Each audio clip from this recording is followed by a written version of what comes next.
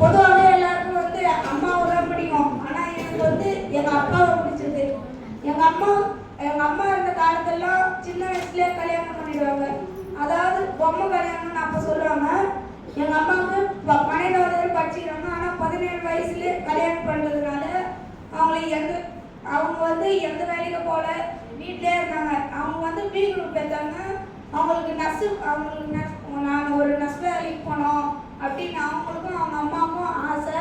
அது படிச்சுட்டு மொத்தம் கல்யாணம் பண்ணி வச்சதுனால அவங்களால போக முடியல. அப்போ இங்கே எங்கள் வீட்டில் இருக்கிற யாருக்குமே தெரியாது. என்ன தனியாக கூப்பிட்டுன்னு போய் எங்கள் அப்பா சொல்கிறாரு, உங்கள் அம்மாவை நான் படிக்க வைக்கணும் அப்படின்னு சொல்கிறாரு. அதுக்கு வந்து நான் சரிப்பா அப்படின்றேன். அப்புறமா அவங்க படிக்க வைக்கிறதுக்கு முயற்சி பண்ணுறாரு. அடுத்து நான் 3rd ஸ்டாண்டர்ட் படிக்கும் போது எங்கள் அப்பா இறந்துட்டாரு. கரண்ட் ஷாக் அடிச்சு. அதுக்கப்புறமா குடும்பத்தில் வந்து ரொம்ப கஷ்டமாக தான் இருந்துச்சு. எங்கள் அம்மா மணல் வாரி கட்டினாங்க. இப்போ தூய்மை பணியாளர் குப்பண்டி எல்லாம் தள்ளுறாங்க. அதை வச்சு தான் எங்களை படிக்க வைக்கிறாங்க. ஸ்கூலில் எதனா ஸ்போர்ட்ஸ் வந்து நான் பேச்சு போட்டி கொஞ்சம் நல்லா பேசுவேன். அதனால எங்கள் அம்மா கற்றுக்க சொல்லுவாங்க. ஒரு வாட்டி மாவட்ட அளவில் ஒரு பேச்சு போட்டி வந்துச்சு. அதில் நான் கலந்துக்கிறேன்னு சொன்னேன். எங்கள் அம்மா அதுக்கு வானான்ட்டாங்க. நான் எங்கள் வீட்டுக்கு தெரியாமல் தான் அதுக்கு படித்தேன். ஏன்னா எங்கள் வீட்டில் அவ்வளோ வசதி இல்லை, ஃபோன் இல்லை.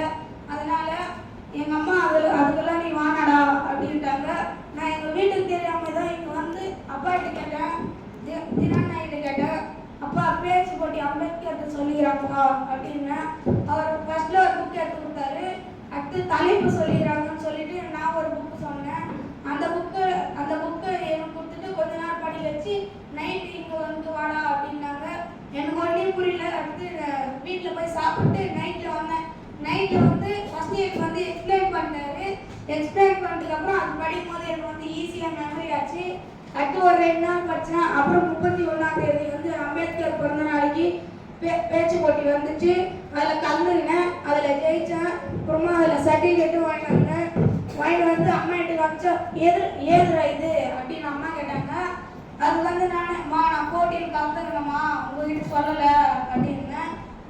அதுக்கு வந்து எங்கள் அம்மா வந்து அழுதுறாங்க. சாரிடா அப்படின்னு என்கிட்ட சொன்னாங்க. அப்புறம் முதல்ல போய் தினநாயிட்ட போய் தேங்க்யூ சொல்லு அப்படின்னாங்க. அடுத்து நான் வந்து தினநாயிட்ட வந்து நன்றி அண்ணா அப்படின்னு சொல்லிட்டு நன்றி.